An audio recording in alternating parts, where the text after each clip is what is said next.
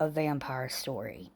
If you're a fan of vampires, you're going to want to stick around for this. But first, TikTok, this is for entertainment, educational purposes only. Please don't get your panties in a wad. The girl in this story, we're going to call her Lauren for all intents and purposes. Lauren grew up wealthy, but not wealthy for the world, not wealthy for the United States, just wealthy for her town. In junior high, she got herself a little glow up and therefore became a little bit of a popular girl, had the boyfriend of her dreams, and etc. By the time she reaches high school, there is not a second glow up. She's kind of small for her age.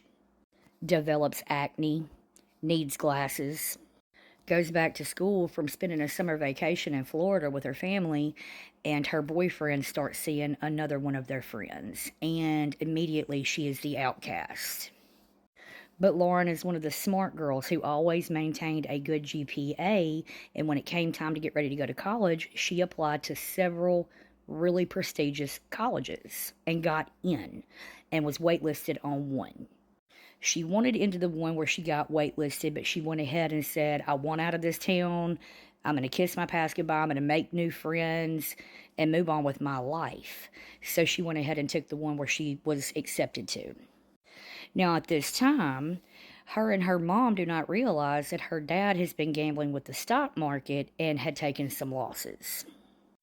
So, the one she was originally accepted to, her older brother Matt, had to go take out a loan to help send her to the school. But Matt tells her, he's like, you're gonna have to struggle your ass off, get a job, and help me because I can't do this by myself, and their parents are always fighting. So she gets to the school, gets a job. She's overworked, underpaid, tired all the time, but still tries to maintain her GPA. She has a roommate, and the roommate is more self reserved and kind of, I don't know, like a hermit and doesn't even want Lauren as a roommate. She puts in for a transfer sometime later, probably like 5 months in or whatever, and gets the transfer. And it's a while before Lauren gets another roommate closer to the end of school. And at this point, she's getting depressed, she's getting lonely when in comes a new roommate, and this one is awesome. Her name is Saxton, and you can tell that she is down to clown, down to party. And in Lauren's mind, she's like, if she parties this much, how does she maintain her GPA, and how can she even afford to go to this school at this point? Because Lauren doesn't work at all. All she does is party. But immediately they connect mentally and they become like the best of friends. Which is good for Lauren because she was so lonely and depressed, it was getting kind of iffy there for a minute. Lauren was supposed to go work a shift a little while after they'd been roommates, and Saxon was like, no, you're going to call in sick. We are going to a frat party tonight. But before they leave, Saxon tells her, you're not wearing that. Those might have been cute for your town, but I'm dressing you tonight.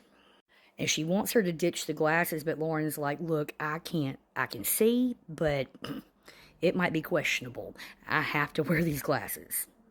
Now remember, all through high school, she didn't party or hang out because she got ditched by her entire group of friends and her boyfriend. She gets all dolled up, she gets dressed up, she still got her glasses on. They show up to this frat party and it is bussin'. It's like the early 2000s and it's jamming. But because of her high school experience, she's socially awkward still when they get to this party. And her friend Saxon tells her, let's go over here and let's get some drinks. Well, she ends up bumping into one of her friends, Saxon's friends. His name is Tristan. And immediately Lauren says she'd never yanked those glasses off her face so hard and stuck them in her pocket. She said he was the most beautiful thing that she had ever seen. It would be like Jacob Elordi, but back then. She introduces him and she can't even utter a sound. Lauren can't even utter a sound. She's like, ugh, hi.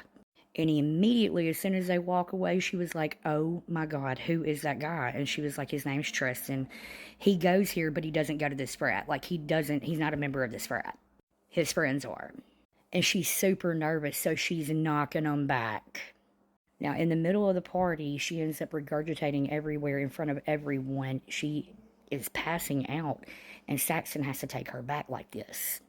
Literally everyone saw it.